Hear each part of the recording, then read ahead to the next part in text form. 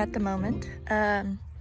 We're just now coming out from under that big snowstorm that blew through. So things are still a little white in places. And where it's not white, it's wet. So we're kind of still taking it easy and enjoying some indoors time.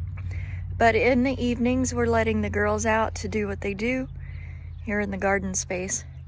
I mentioned in some of the other videos, I think, that we're not going to do the big garden that was down there in that space this year. This year, we're just going to focus on this smaller garden, which Tom has started building fencing for. But we're leaving it open most of the way. He's got to start. He's got the posts in.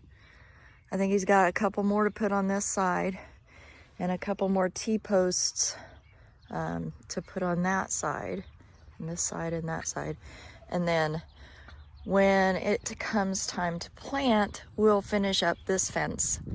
And I think we're going to try to repurpose this PVC that we were trying to use for the chicken tractor that we built the first time, and use that for the gate. The idea is to keep this open enough that we can get whatever we need to through here. And then it's just going to be this for the garden this year, and the raised beds, strawberry bed and the raised bed. And then the herbs out front.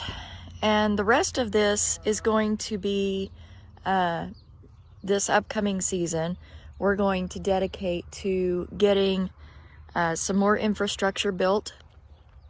We may be running some more fence down here to build a livestock pen. We may not. We'll see how it goes.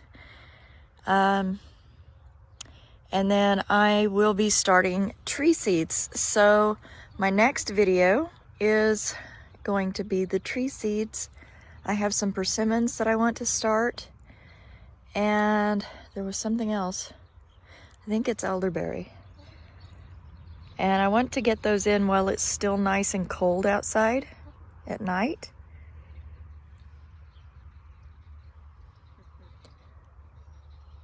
Boy, they are really going to town. They're super happy to get out tonight.